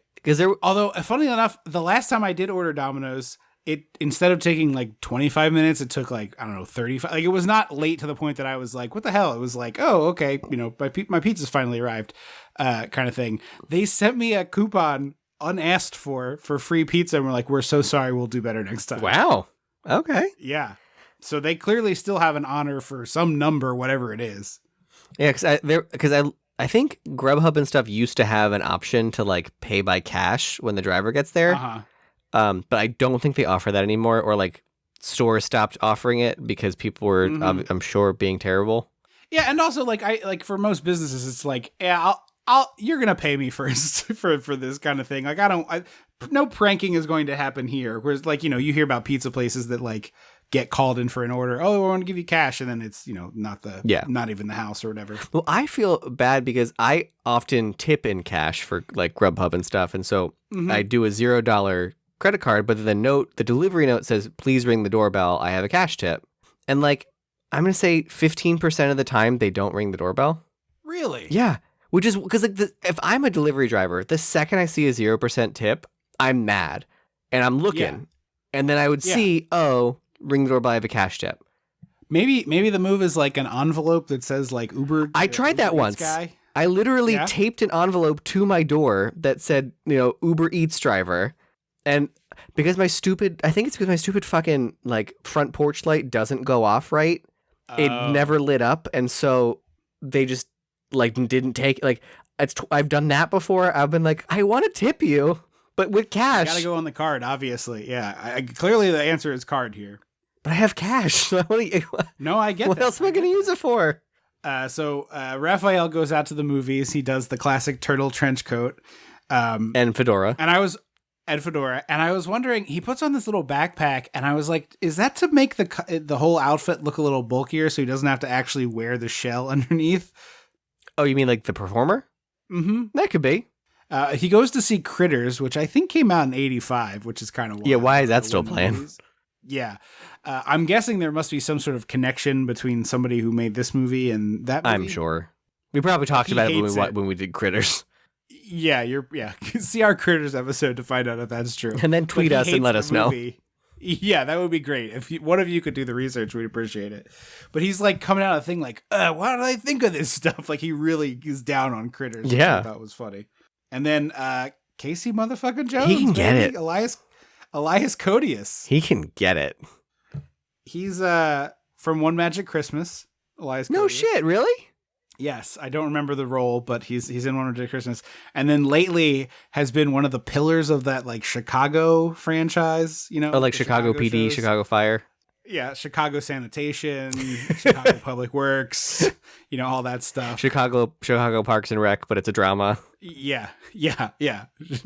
Chicago Department of Sanitation, the guy. I'm just imagining like a bunch of like very like the Da Bears guys. Oh yeah. Like, There's some crap.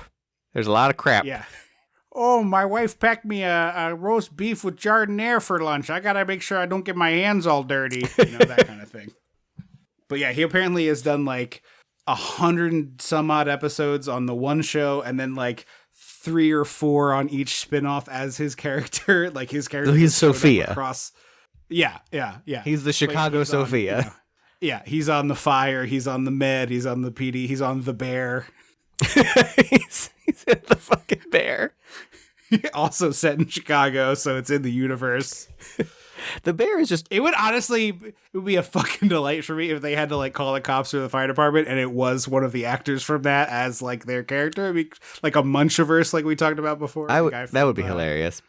I was saying the bear is what goes through my head. I've never watched a single episode, but it's what I picture when we play Overcooked. It's a good chef.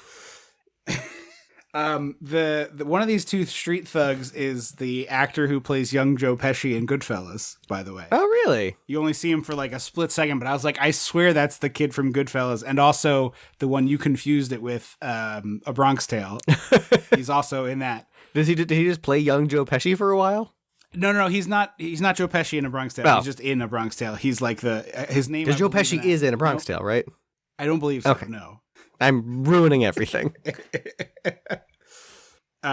So they have a big fight. They dispatch with the goons, and then Raphael and Casey Jones have a fight. Casey Jones is clearly about to beat the shit out of these old lady purse snatchers, and Raph is like, "No, that's not how we do it." And I'm like, "Hey, buddy, due process is clearly failing everybody. So like, maybe two thugs got the shit beat out of them by a dude in a hockey mask and a bunch of sports equipment."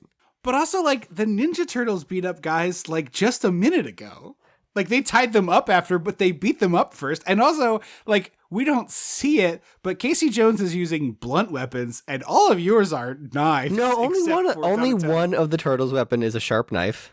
The other is a stabby knife. No, because I'm fairly certain sais aren't a stabby. I think they're more of like a blunt, a blunt or slice. I don't think they're meant for, like, piercing. I think. Well, then there's still weapon. Like they're still a not blunt. They're not a bow staff or nunchucks. Correct. They're a stabby or slicey or whatever they are. I mean, those katanas are shockingly not breaking the skin too much in this movie. There's one moment at the very end where Shredder grabs his arm as if he's been cut, and I was like, "Oh wow, someone's been cut," and then there is no blood. Not at all. Not even a ripped sleeve. It's just him holding the arm like, "Oh, you got me." Which I think is won't funny. be able Like, to do my cooking demonstration. Judith Hoag and Jim Henson were very upset about how much violence was in this movie, and I was like, "Yeah, but like, is it violence?" Like, yeah, first of all, it's child violence, and second of all, did either of you read the script? They're called Ninja Turtles. It's implied. Yeah, also, like the fact that Judith Hoag was allegedly like, "There's too much violence. Why would I wear a jumpsuit? Why would I have red hair?" It's like, what movie did you think you were doing? Right. You have a bad agent, is the thing. Yes. Is the thing here. You have a very bad agent. So Raph Jim Henson, I get where it's like, I got to take a check. I'm dying of cancer. No, that's when you start making meth. So Raph starts chasing Casey Jones down the street and like Dukes of Hazzards over a taxi. And then we get what I love, like very Muppet energy, that the guy in the back seat, who I think is one of the puppeteers or the voices of a turtle, is like, "What was that?" And the taxi driver goes, "Looked like a big turtle in a trench coat. You going to LaGuardia?" It's so good. Like, yeah, it's New York. I'm walking here. I'm turtling here. I got a famous original raise. Oh, yeah. He's just like completely nonplussed by this. It's just like, I don't know. It's Tuesday. What do you want? So Raph comes... April's boss's kid gets arrested, right? Almost. No, Raph first. Okay. Raph first. Yeah. I'm sorry. I jumped ahead. Raph and Master Splinter have a heart-to-heart, and Splinter talks about how his master's name is Yoshi, and all I could think was that my new headcanon was Yoshi from the Super Mario universe is Master Splinter's teacher, sensei. Splinter just starts trying to attack everything with his tongue. No, we find out the kid is a crook right there because we've seen the kid do crimes, and then we see him at home, and we see like he takes a 20 out of his dad's wallet. Out of April's wallet. That's right, April's wallet, because he gives it back at the end. Mm-hmm. So April's boss kind of says like, kill the story. Yes, but not aggressively. It's weird that he's not trying to kill the story from the top of the movie. Well, he only has to kill the story after the police chief calls him. So that doesn't happen just yet, I thought. But he's kind of annoyed at her. You know what I mean? I think it's more of a situation of like she's like doing all of this reporting and she's the only one at the station who's doing anything, so she's making everybody look bad. She's an intrepid lady reporter. Uh-huh. But like it doesn't become criminally weird until the kid gets arrested, and then the police chief's like, "Hey, you might want to kill that," you know? Yeah. So the Foot Clan attacks April. Also, I have to say real quick, April's at like a press... On the subway platform. April's at a press conference given by the police chief, which makes sense. She's a reporter. She is there. There's other reporters there. But then the turtles are watching the press conference, and they do the cardinal movie sin where the movie cameras are not the cameras that would be in a place. Yes. And so on TV at this news conference that the police are giving, there is like a camera in April O'Neil's face that they can cut to, and it's like, what press conference is doing that? What news station is like, well, you need to see our reporters ask the questions? Yeah. No, there's one camera there. They might have her step in front of the camera and do the like half turn so you see the Gale Weathers bitch turn. Yeah, well, no, not the full turn. Just enough that you see the side, so that you see like the jaw muscles moving, so you can see like this is the person asking the question, and then you see their arm reach forward with the microphone, kind of thing. Yeah. So then, then we're on the platform. The Foot Clan arrives, and it's an empty subway platform somehow. Yeah, I don't know. It's 4 a.m. at this press conference. April's also a New Yorker who's scared of rats. Was just like, what New Yorker in the world? Yeah, you get over that. You get over that when you live in a city. You just do. I can speak to it personally. You're like, oh, that's a big one. Mm-hmm. And I come home and I'm like, I saw one the size of a cat. You know? But there's like a joke that a lot of people at the time called out for being super racist, where they're like, she's like, what, did I miss my payments to Sony? But like, April doesn't know the race of the people in these Foot Clan outfits. But they are dressed like ninjas, so... They are, yes. I also don't love the quote-unquote Asian accent that they make this poor actor do. Yeah, no, that one definitely sucks. But the thing that I found the most funny about it is they, and we're not talking about rugs, used Oriental instead of Asian in the Variety article that calls this movie racist. And I was like, you are being racist. The call is coming from inside the house. Yes. Yeah, they say O'Near as her last name. Yes, like I was like, come on, this poor actor. Well, especially because there's only 2 Asian actors in the movie, Shredder and his best man. Two Asian faces we see.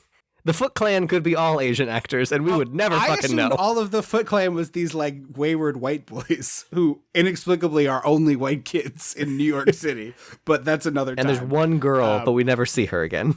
Yeah, exactly. But yeah, it's just kind of a strange choice. But Raphael gets into a big fight here. April gets knocked out, and he ends up like carrying her through the subway back to the sewers. He like fucking Hunchback of Notre Dame, sir. Back to the hideout. That's great. That's exactly Sanctuary. He's like he's ringing the manhole cover like a bell. He's like popping it up so it goes like clang clang clang clang clang clang clang. But then that leads the Foot Clan directly back to the hideout. Yeah, so there's a foot guy like looking in, and I will say like the Foot Clan in the cartoon show. Like, as a kid, I'm not sure I registered that they were human beings in costumes. Well, it's like the Putty Patrol. Yeah. But it's very funny how they translated this to the screen of, like, these sort of cages over the eyes that make them look like flies. Yeah, I did like that. So April wakes up, understandably terrified, Freaks the to fuck be out. surrounded by 4 giant turtles and a rat you could saddle. A rattle. Yeah, exactly. So at this point, they're like, okay, we're like 35 minutes into the movie. There's certainly a number of people here who are not 7-year-old AAA no. 5, I don't know. The movie, I was not seeing this in theaters. It came out when I was 3, but like who are not young Trip, who are like, we need to give them a quick rundown. But also, like, So they I'm do this sorry, it's your fucking fault if you buy a ticket to Teenage Mutant Ninja Turtles, the movie, and you have no idea what makes a Teenage Mutant Ninja Turtle a Teenage Mutant Ninja Turtle. It's in the name. Like, that's on you. This is your fault. At some point, the onus is on the watcher. I can see the ticket buyer being like, oh, that movie looks like an entertaining thing, and buying it and being like, what's the deal with these things? You know, and then getting it here in 2 minutes, I feel like is like, you check the box, you move on. If you do this in the sequel, which I don't know that they do, and I probably am not going to watch Secret of the Ooze to find out, I'm a little in Batman and Pearl's territory with it, but I'm okay with it just being a quick, like, 30 seconds. Oh, I thought you meant the horror movie prequel to X called Pearl, and I was like, what? You meant Batman's Batman mom's and the pearls. I get it now. Martha Wayne's pearls. I was like, I love Pearl. I don't know what you're talking about. I do feel like the move is like, you do this in the credits. Like the opening? Yeah, you don't even have a narrator. You just have like a quick animated, like 1 minute of like a truck with spills sewage and the turtles get sewage on them and then they grow. Like you could do in subsequent movies, you could do it there and be done with it. But I thought it was a nice. Frankly, they should have used the cartoon theme song, done an animated sequence that shows this, and then bing, bing, boom. Yeah. Bob's your uncle. Yeah. But I liked the tiny Splinter puppet and the tiny turtle puppets. I'm here for Tiny really Splinter cool. puppet. The tiny turtle puppets can go right to hell. I thought they were cute. No, I said turtles have a worse awkward face than humans. Also, God, I hope that green goop wasn't harmful to turtles. Because they sure do make these real turtles waddle around in it. They sure do. Oh boy, do I hope it is not killing them. Yeah, I had the same exact feelings of like, what is that? Is that just a bunch of glow sticks you broke open? Is that good for the turtle? Yeah. Although you can, I did that in high school or college once. You break open the glow sticks and kind of flick them around, and they're cool for photos because you like have glowing flecks on you. Yeah. I've done. They it say on a non-toxic. t-shirt in college. Yeah, I did it on a shirt in college, and it was cool for like the night that it worked. Mm-hmm. It didn't work anymore. I do also remember they had like little ones you could put in your mouth, and a bunch of people doing it, and a bunch of people like accidentally chomping it and getting that shit all up inside their mouth, which looked really wild. The ones inside the mouth, I remember it was basically a mouth guard or a retainer, and then the like roof of your mouth part had it in it, so you didn't actually have it in your teeth at all. But you could reload that thing. There was like a slot in the middle where you would put, like the ones you wear as a necklace or a bracelet. It was like a 1-inch version of that. Yeah. That went in the mouth guard. So these were people just not using the mouth guard. Yeah, they were dum-dums. Yeah, agreed. I just thought it was funny. So now we know what the turtles are. So, cool. Yes. All the moms are nodding. Yeah. Oh yeah, sure. Which, like, I have to say, the name Teenage Mutant Ninja Turtles already sounds like a mom saying it wrong. It does. Which, like, is hilarious. Yes. Yeah. No, it's perfect. I mean, we don't have time to get into this whole backstory, but like the Eastman and Laird original comics were parodies of comics at the time that they thought were bad and ridiculous, and so they like traditional Marvel and DC, or like weird like Dark Horse ones. Yeah. The first thing, and there was a specific thing they were parodying, which is lost to me in the moment, but I had in my head a minute ago, so maybe it'll come back. But they were doing like a spoof, and then the spoof became the most popular thing in the world. Yes. And it became like their relationship got weird. I know there's been like squabbles between them and stuff. Oh shit. Are they still alive? Well, I don't know. But I feel like the squabble was one of them wanting to be like an artist and the other one being like, let's cash in on all this stuff, and there being some like friction on that kind of thing. Makes sense. So they take April home, and she's like, all I have is frozen pizza. And they're like, that's our favorite food, dude. The sound effect every time they hear the word pizza is delightful, because it's every single time. It is. If I could find it, I will drop it in here. Let's go for it! But also, What brand frozen pizza, April? Because I feel like there's a difference. There's a hierarchy here. Well, I was first concerned of like, oh, are we getting grocery store brand? And then I saw where April lives and I was like, oh, she's extremely rich. This is all California Pizza Kitchen stuff. But the movie doesn't want you to think she's rich. The movie wants you to think she's kind of poor. We're talking about a girl who owns an apartment with a store underneath in Brooklyn and a family estate out in the... She has a Hawkeye house. Or whatever. Yeah. We'll get there. So we have some charades time. They're having fun, bonding with April. This is bad and shouldn't be in the movie. Like, we don't need him doing a bad James Cagney impression. Like, it makes no sense. It's for the moms. But it's a bad impression. Like, it's funny if he goes into it and is suddenly doing like a perfect Bogart, like, a hill of beans, you know what I mean? Like, if he's done like, the joke is like, he sounds like this, but when he does Bogart, he just sounds like Bogart, and they like get another different voice actors. That would have been funnier. I agree. That's a bit that's good for the moms. This one, they're just like, oh, he's just butchering my favorite lines. Great. Yeah.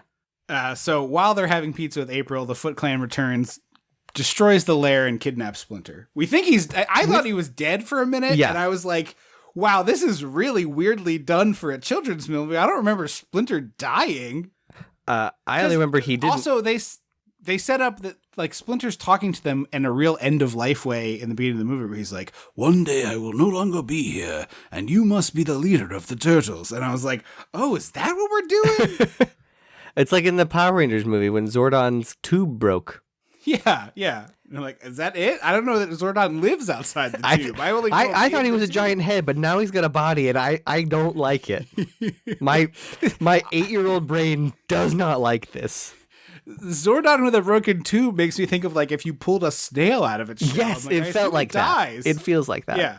Like I know that's just a slug, but the point stands. Yeah. So I have permission to tell the story. My boyfriend, as I said, Judith Hogue was his first lady crush. Oh, okay. But he's a big fan of this movie. And we watched it once when we were just like, I was like, oh, I'll throw this on. Sure, I like the Turtles. They're fun. And he was like, this is my favorite movie. And I was like, how have you never talked to my brother about this? Like, come on. And when Splinter gets kidnapped and it seems like he's dead, Jack gets so emotional. And like, he's not an emotional person. He's not a big crier like that. And so like, we were watching it and all of a sudden this happened and I like turned and I was like, are you genuinely verklempt? And he was like, it's Splinter. And I was like, yeah, I know, but like we're 30. He's fine. Like this happened a long time ago. I was like, yeah, we're 30-year-old adults and you know what this movie is. It's adorable. So it's like my favorite thing now. They leave. This is when the kid gets arrested. Yeah, this is when and the police chief is like, hey, you got a kid named so-and-so? Danny. Mr. Famous Newsman? Danny. So that, you know, as an adult, I'm like, he's going to try to get him to kill the story. But the movie makes you wait a little bit on that. Mm-hmm. But the boss shows up to April's apartment. He keeps doing that. I don't like it. Uncomfortable. Not a place where you're allowed, sir. You are my boss. Our interactions conclude at the office. Thank you. I mean, I guess if you're a reporter, the news cycle is a little different. I don't know. Nothing wrong with the phone call. That's big problem with the knock at the door. You know what I mean? There's payphones on every corner. It's 1990. Give her a buzz. But this is probably one of the best bits in the movie where the turtles are just like perfect at being out of sight. Mm-hmm. And they're like, just like, you see them at the corner of your eye. When you turn, they're gone. Yes. So the kid like sees one in a mirror and he turns around and he's not under the table anymore. I think it's Raphael, but I wasn't sure. But the craziest the shower one of the sequence. Yeah. So one of the turtles is hiding in the shower and April's like, oh, can you hand me a towel? And he's like, sure. Where do you keep them? And he goes to open the shower curtain. And I'm like, sir, literally no one stores the towel in that shower. I think some people do. I think there are some weirdos that do. I've lived in apartments where with a like tiled wall shower, the shower curtain or the bath rod rack thing is in the shower. I've had many apartments like that over my life. But this is not that. This is a clawfoot style tub that's not attached to the wall. It's like it's at an angle in the room. And it's one of those like round shower curtains that goes all the way around it. Like there's no storage in there except for the wet tub. I guess. Like where would it be? Do you think she has like a bunch of string hanging off the ceiling to support like a chin up bar where she keeps her towel? What are you thinking? She might. It doesn't have to be that heavy. Oh, clearly you've never upgraded yourself for $4 more to the bath sheet. No, I love a bath sheet, but they're not heavy. Well, those bastards are heavy when they're wet. How? Also, are you soaking wet? Are you a wet sponge when you dry off? If you put your towel back in the shower, it's going to be wetter than if you don't. That's what I'm saying. If she keeps her bath sheet in there on like a trapeze, I don't think in 1990 they were doing bath sheets. No, I don't. I think she had a scratchy towel that had been washed. Yeah, she had a scratchy bleach stained towel. She's basically like a Brooklyn hipster. Like she's very rich, but tries to hide her money. Yes. And like lives in squalor on purpose. But this apartment is enormous, by the way. It's pretty big, but it's still like, is there a bedroom or is it just a... Well, we never see the bedroom because it's a children's movie. I mean, it doesn't have to be sexual. You can see someone in a bed. If you see a bed, you know she gets down. That's the thing. I don't make the rules. That's just what the rules are. So did April ever date a turtle in the show? Do you remember? There was always like the turtles thought April was cute, but I don't think we ever did a turtle. It's too weird for the turtles to date a human. It's just did April date Casey then? Like in the movie? That I don't know if that's in the show. It makes sense in the movie, but I don't know if that's in the show. The other thing that they don't touch on in this, and there was a live action turtle show that was these kind of puppets. There was? I never watched it. It was like after my time. But in that, they introduced Venus, who was a female turtle. I do remember Venus. She had lips and eyelashes. If you look up Venus de Milo turtle, you will be aghast at what they. And she had turtle titties, right? I mean, like, not like Dolly Parton-esque, but she didn't have nipples, but yeah. He goes off to Pleasure Island. We meet Sam Rockwell. Pleasure Island. That's what it is. Like they might as well be turning into donkeys in the background. You're not wrong. You're not wrong. I love that there's a kid there playing pool with just like the biggest James Gandolfini Tony Soprano stogie hanging out of his mouth. It's like Pleasure fucking Island, my dude. That's all it was. But this thing is like as big as the cigars that Pete the Mickey character smoked back when he smoked. You know what I mean? They're it's like I'm trying to even think. The diameter is like 1.5 inches. This kid's mouth is like as open as it could possibly be. It's like he's smoking a very. You know, sometimes you go to pick up some bananas and you're like, damn, look at that freak. And there's just like a big banana. Yeah. That's the size of the cigar this kid is chomping on. Fascinating that there's no alcohol in Pleasure Island. They're like, there's no rules here, kid. They show one kid with a bottle that is very clearly supposed to indicate a beer, but every other kid is just drinking like an orange soda or a grape soda. Or it's the Ocean Spray cran grape box that's prominent. Yeah. And I was just like, these kids are drinking. What are we talking about here? Yeah, no rules, but we don't drink much here. We see some Cobra Kai ethics as they do a sparring match. Yeah. The kid gets like knocked down. He bows to his opponent when he wins, and he gets kicked in the fucking face. Yeah. By his adult teacher, his in his 30s adult teacher. Here at Shredder's Foot, we don't believe in honor and discipline. We believe in ruthless aggression and also sharp knives. And also finishing your coursework. Knife is a danger. A dull knife is a danger, and remember, a drop knife has no handle. That's right. I still have to remind myself to do hands up when I drop a knife. Oh yeah, I leap backwards. I had a friend how the knife fell off the counter and landed in his foot. So anytime I have a knife move off the counter, I leap back. Yeah. Shredder's design. This is probably fucking rocks. Oh, go ahead. Oh my god! So this is it translates so well. Yeah, it looks just like the cartoon, but also kind of scary. And he gets this incredible Darth Vader-esque entrance as he walks in, and then his assistant pulls. I don't know why his cape isn't just open the whole time. Yeah, it's kind of an odd choice, but I like the little moment of the lackey fixing it. So it worked for me, but I agree. It's like from a costume standpoint, why isn't Like, why where it belongs? are his shoulder spikes like a surprise? Yeah. Oh, you thought my Ginsu's broke? Just kidding. Well, it's like it feels like a video game in the boss battle. Like you beat the one, and he's like, "I have more for you," and he takes off his cape to reveal his shoulder blades. Yeah. No, his blades on his shoulders, not his shoulder blades. I'm about. He's in a backless gown. Shredder in a backless gown.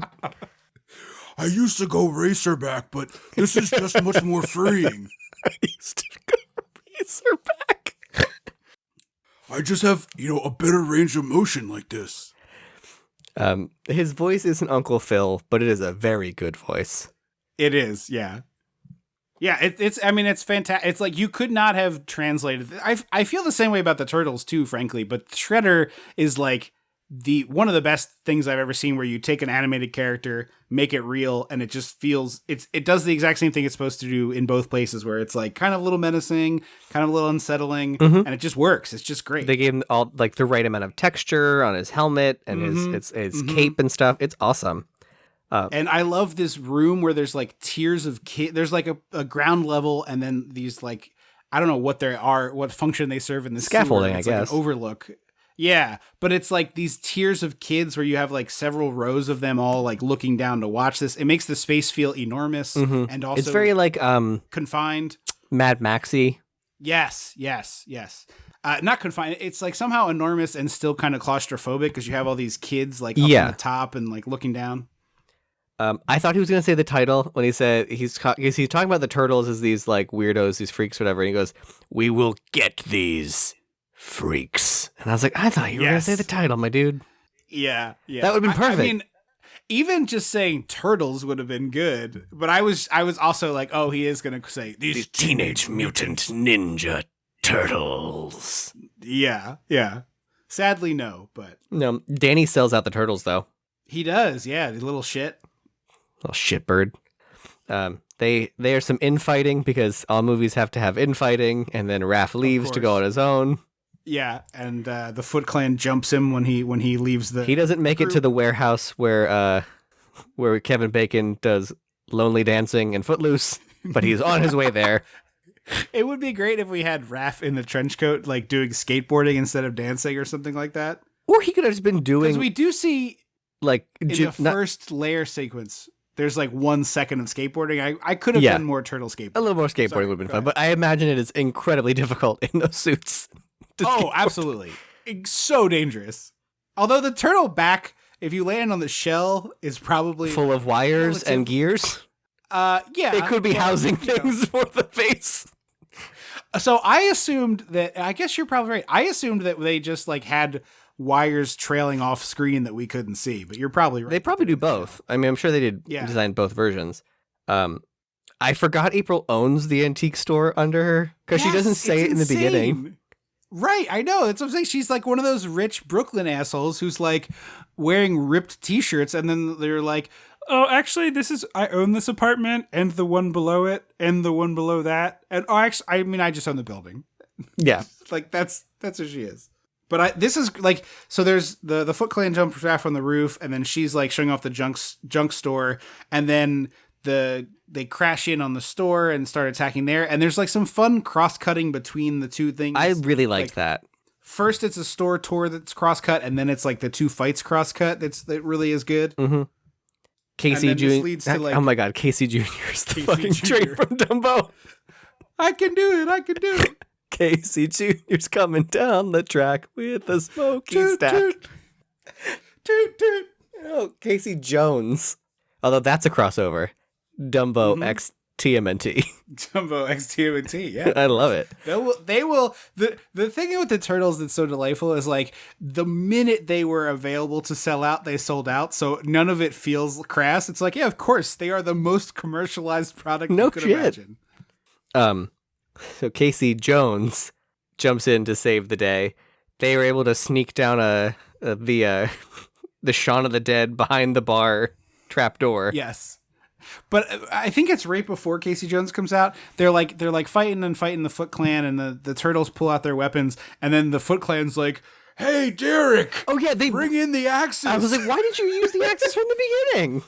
But this guy brings in like 12 dozen. He has just like the most axes you could fit in this character, in the actor's arms, and then everyone one by one runs by and like takes an axe. Like, "Thanks, Derek. Thanks for carrying the axes this week." Well, I was more just like, what? You brought these? Why didn't you use them in the beginning? Exactly. And then, of course, the turtles are like, "Oh, you guys are terrible at lumberjacking. The trees would be so safe." And it's like, they're putting a lampshade on the fact that in this children's movie, no one's getting hit with a weapon, which is just really good to me. As they're escaping, April's boss leaves a voicemail that she's fired, which is wild. Yeah, and the wire burning and the tape machine going, and then finally, like, as he finishes his message, like it cutting off and falling down is really good. Yeah. And I also loved Casey Jones being like, "Hey, if hey, you guys go, I'll hold them off." And it's like 30 on 1. I was like, I love the enthusiasm. "You will be dead." So the Raph comes in through the roof. The Foot Clan comes in through the roof. They fall down. There's a big crash and everything, and then they get out as the building's on fire. Shredder's lieutenant definitely beats a kid to death. They Sure edit it seems to like be like he didn't, but he definitely did. Yeah. I thought I thought he was killing this kid, actually, as I was watching this. Oh, I yeah. was shocked at the beginning of the movie. And this is so bad that Danny's like, "Oh, I'm in a cult." Yeah, I no have to shit, go my talk dude. to the rat. And then Splinter, I gotta say, some parents are awful and don't give a shit, Splinter. Sure. Some parents are in fact awful. This does feel like the studio execs who spend 0 hours a week with their family being like, "Put something in there about the dads love all the dads love their kids, so they all know when they go see the movie." Yeah, I was like, he's like, I assure you, your father cares about you because all fathers love their sons. I'm like, not all. All fathers. I don't want this to sound like I think our father doesn't love us. I want to be very clear. I do not think our father does not love us. There are in the broad spectrum of the world. In the broad spectrum, as a queer person who knows a lot of queer people, there's a lot of shitty fucking parents out there. Yes. So this is the part of the movie that even as a kid, I probably was fast forwarding. April's Hawkeye house? Like, Cheer Up Charlie. This is the Cheer Up Charlie section of like Raphael's unconscious and they can't get him to revive. Although they show him like in a bathtub. They leave him face down in a bathtub for some fucking. I was like, turtles breathe air. What are you doing? Well, they breathe through their butt. But they still need to breathe air. He looks dead. And then April like pats Leo on the shoulder because he's like keeping watch. And she comes in and like dribbles some water over his shell. And then it's like, there. And then just leaves. It's also, this section is she's weird. Journaling and drawing the turtles. And she describes Donatello and Raphael and Leo and Casey Jones. And that's it. Yep. Fuck Mikey's drag. Well, he's just a party dude, and this is the sad part of the movie, so it'd be weird if it was like, Michelangelo keeps crying into the pizza boxes. Well, he could be a little sad. Michelangelo's normally the life of the party, but for the entire week we've been here, he just keeps rolling around on those pizza boxes. I would say he keeps trying to bring a slice of pizza to Raphael, but Raphael won't eat. Yeah. So this is your classic, like, all is lost moment. Everybody hits their down thing, and then it's like, oh, we got to start training. So we're doing training montages. Donatello and Casey Jones are fixing a truck that never comes back. It's not like, oh, the van doesn't work, or we need I a thought it second was vehicle. the van. In the beginning, it looked like the van was broken, and then it's just not that. Yeah. And it was like, oh, is it going to be like we need 2 trucks or something? No, it's just inexplicably they're fixing a truck and calling each other weird insults. Casey Jones manhandles April O'Neil into a chair to give her a massage. I don't like it. Yeah, weird energy. Don't like that part. And then one of the turtles comes in, like, rubbing his shoulder. I thought it was going to be me April next. Gets up and he massages the turtle, and instead he makes a turtle wax joke, which I still liked. But it's a good joke. Splinter psychically also, communicates with Leo. Yes. I also love the moment where Casey, who seems like he might have been a graduate of Foot, is chopping carrots with a sword. Yes, he is. So yeah, He's like muttering under his breath, First you make a flat side, then you cut planks. and April's like, Are you doing shredder? No. so Splinter psychically communicates with Leo. How he has his power, we don't know. They all go do some peyote in the woods. Yes, it's a full-on fucking vision quest they go to. It's very weird. And then Splinter shows up as like a Jedi ghost, a Force ghost, and he's not even facing them. Like, if you look at they're all facing the same direction. Why? The eye line is all fakakta. Yeah, I don't get what clearly it's a mistake, I think. But it's time to go back. They go back. God, these suits must get so fucking waterlogged. Oh, yeah, yeah. Also, we found out Casey was a pro hockey player for like Less minute, than a which year. I thought was interesting. Less than a year. He got hurt or whatever. The Gordon Bombay. He was probably a Broad Street bully type, if I had to imagine. Yeah, I would wager yes. Or what's the foil? Who the foil boys? The Hanson brothers. Yeah. Mbop? Not those, but yes. Then there's this bizarre joke of they like get out of the back of the truck and one of them's like, now I know what it's like to travel without a green card. Like, why is this joke? Didn't need to be there. Movie? We get a gay joke because they say Casey's claustrophobic and he's like, I never looked at a guy. And I was like, yeah, that's a weird jump. But also it doesn't even make sense. Like how does he go from phobic to homosexual? Like that doesn't make sense people either. I guess these people are just dumb. I don't know, but yeah. I mean, Casey Jones is stupid. I've seen the film. I do know. Danny goes back to Pleasure Island. Casey follows him there. We see Baby Splinter because we get another fucking backstory. Well, first Danny is like hiding in the closet in the turtle's lair. Yeah. And we think he's like now part of the team. Yes. He like kind of is. He's like pulling away from the Foot Clan. Right. He doesn't want to finish his degree. That's right. He's like, I went into HVAC repair and it's too hard. I don't like it. Transfer the credits. There's so many raccoons. I also love that he's like, so many raccoon carcasses. They didn't prepare me. He pulls off his mask and reveals his face has been all gouged out by a raccoon. Which it's very full play into this movie momentarily, but it's like he also is a shredded person. But he's like, I brought a pizza down here with me the other day. It might still be good. And they open up and it's all moldy. And I think it's Raph and Michelangelo do taps for the pizza. Which is like the kind of joke that should be in this children's movie, not the homophobic one. I agree. But Casey is claustrophobic, and so he's sleeping in the truck. And when Danny sneaks away, he follows him. So Danny goes back to Pleasure Island and like talks to Splinter, and this is where Splinter like gives more backstory.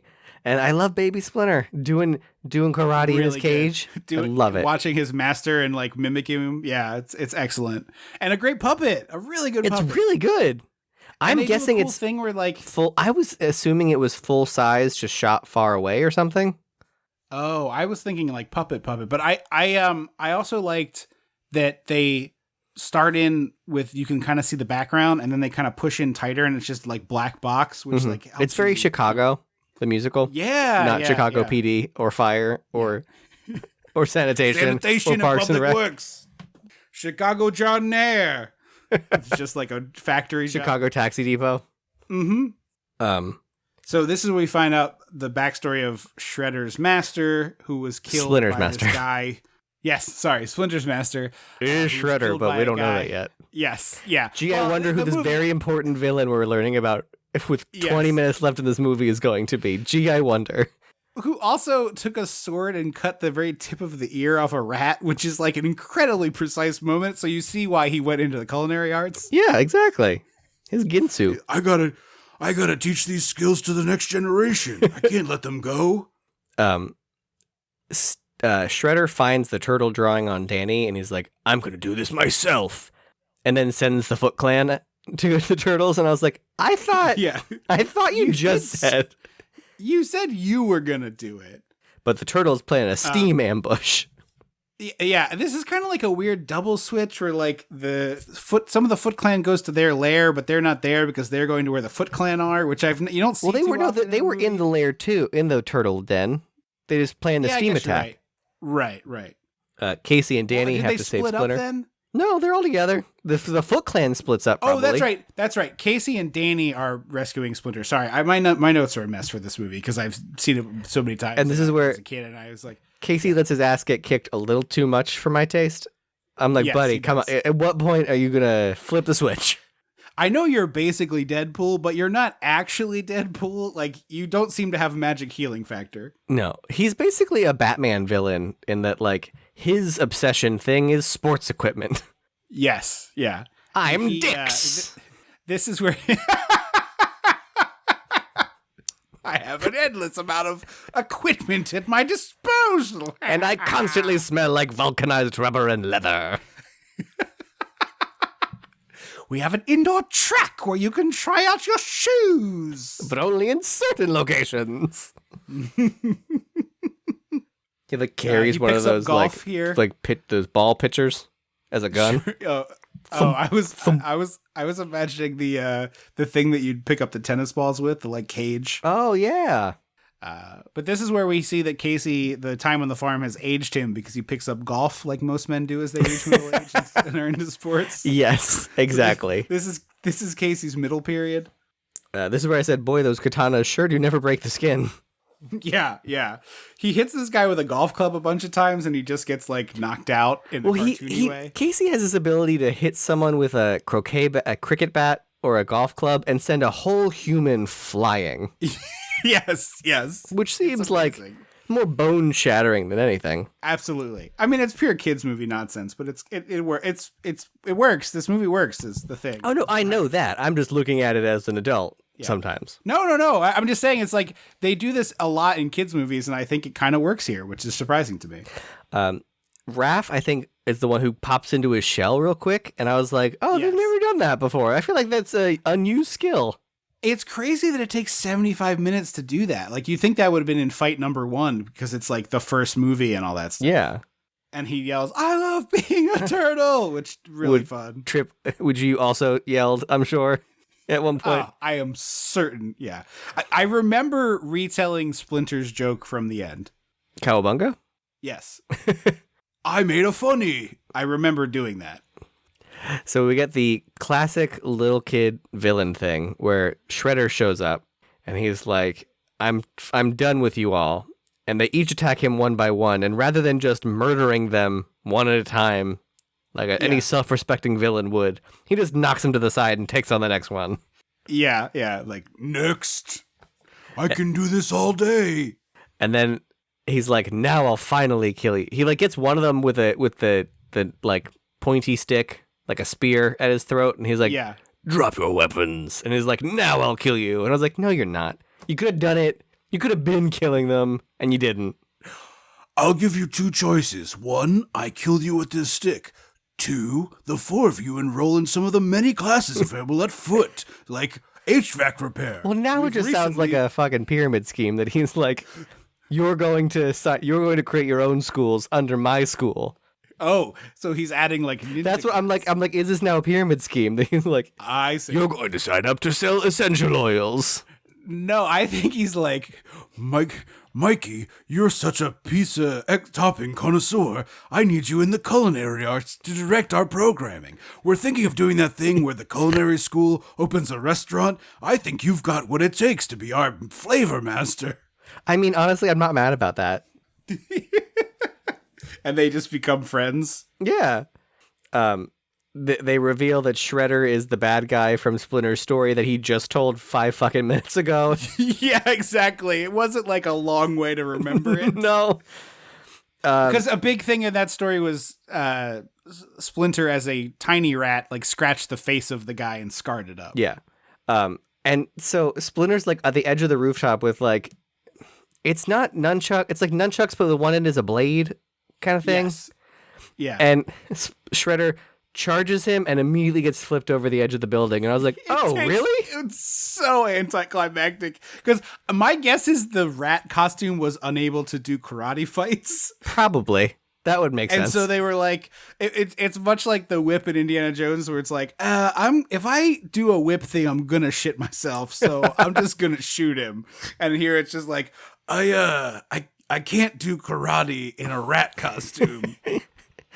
And so he like gets dropped into a garbage truck, and then Casey Jones fucking trash compacts him. Casey Jones murders this man with zero level of remorse or He makes a joke. He goes, "Whoops." Yes, I know. He goes, "Whoops," Yeah. as he hits the fucking thing. He turns a human being into pudding, and Like says, there should have "Oops." been like bursts of like blood out the sides. Yes, absolutely. This should have been a Freddy Krueger-esque like thing happening. Not to mention falling off the roof into the trash compactor like area probably back-souped him. In a helmet that will break your neck. Yes, yeah. And I do love the visual of the helmet getting crunched. That was really nice. Cool. Like you obviously can't do Rivers of Blood in a children's movie, so In this is, like, PG a film. compromise, yeah. Danny gives April a $20 bill. He's like, "I owe you." And I'm like, I mean, sure, the symbolism is nice, but I'm sure you did a lot more than this, buddy. Yeah, well, it's like it's like he knows this victim, so he can make this you have a representation. face, so. And the shitty boss is like blubbering, sucking up to her, like, "I'll give you a corner office and your own team and a better van." Because she's like, "I'm not coming back to work unless you do all this." And I'm like, yeah, use your power. You should, yeah. The police show up, and there's the gang of teen boys. Like, this we gang forgot has to been mention, terrorizing all of New York City for months. The police show up, confront the gang, and they're like, "We need to question you." And Sam Rockwell goes, "Hey, go to the warehouse out in Laird Harbor. That'll get your answers." And the cops go, "All right," and they turn around and walk away. Yeah, Like, yeah. what? You don't want to question anyone? You want to leave a few cops here to, like, round some people up? Does no one want to investigate the blood leaking out of that trash compactor? Like, a murder happened, like, seconds ago. I guess they all got immunity? Yeah, I guess. It's also, I think it's Lairdman. Like, I think they smooshed the two Eastman and Laird names together for the little. Oh, that would make sense. April and Casey kiss, fine, whatever, sure. Yeah. I don't care. Yeah. They have pretty good chemistry, except for the weird massage thing. They do, but I just don't. You're not the reason I'm here. Yeah, I mean, it says on the title, Teenage Mutant Ninja Turtles. You're not on the tin. And then we get the recap rap, which is not a common thing. Well, you get in these movies. for we get the first cowabunga of the movie, I think. Oh, right. Yes, it is the first cowabunga. The turtles are all like trading fun things to say, and Shredder like rolls over Splinter. there. Jesus, I keep doing it. It's hard. I don't know why the fuck they chose for their hero's mentor and main villain to have such similar sounding names. Yeah, it's very ridiculous. But he's like, I always liked cowabunga. I made a funny, ha ha ha ha. and I remember doing that as a kid. Yeah. I made a funny. But then we get a recap rap in which this rap song, like, clearly they sent this group the script. And this song charted, by the way. I don't know if you looked that up, but I believe it charted. But this was in the era of movie songs doing things like the Addams Family rap. Yeah, that's true. Well, that was MC Hammer. These guys were put together to do this for this movie. Oh. But it's just the movie like recapped in the rap song. It's bonkers. Like he just like basically explains the whole plot. It's like, And then April got fired by her boss at work. it's like that level of recap. Yeah. And like talky white guy rap that like every white guy doing a rap song for the next 30 years does, like, my name is blah and I'm here to say, but that is not far off of the level this guy's doing. No. But yeah, that's the Teenage Mutant Ninja Turtles from 1990. I was shocked how enjoyable I found it. It's very good way still. Better than it should be. Yeah. Yeah. It's back very, when very kids movies were like not dumb. Yeah. Like yeah. Yeah. There's a lot of rewatch. I guess in the age of streaming, they don't need to worry about rewatch. They're like, if we put out 10 things, they'll watch all of them, as opposed to this one good thing they'll rewatch. Yeah. But yeah, like costumes and set design is fantastic. It's Jim It's Henson. a dumb children's movie. Yeah, it's Jim Henson. Yeah, it's hard to go wrong there. It's a dumb kids movie, don't get me wrong, but like it is way better than it has any right to be. It's like a fairly entertaining superhero origin story type movie. It's very, very reminiscent of that kind of thing. It's shocking how good I found this. I was blown away. Yeah, it's very good. Yeah. No idea if the sequel is in the same category, but I was And the surprised third how one good is this was. definitely not, I don't think. Yeah, they go to Japan and time travel. They time Doesn't travel in seem- the third doesn't one. seem good. Yeah, no, thank you. I don't think I'll do either one. I was just like, oh, that was better than I thought. I'll leave that on the shelf. Mm-hmm. Thank you so very much for joining us on this episode and enjoying the episode with us. We hope. I had a lot of fun with this one. This is one of my favorites in quite some time. So thank you all for taking the journey with us. We will be back in 2 weeks with the classic Vacation. You can find us on social media, on Facebook, or at Dissect the 80s on Twitter, which I think I might delete soon because I just don't want to be on that platform anymore. But we'll keep it posted. Elon. Yeah, but reach out, say hello. You can always email us, dissectingthe80s@gmail.com. We'd love to get a review if you have not done that. Review the show and send us a screenshot if it's not on Apple Podcasts. So we can read those on the air. And don't forget to hit patreon.com/dissectingthe80s to get bonus episodes. Thank you so much for listening. I have been Trip Lano. I will always be Andrew Lano. Until next time. Don't you forget about me.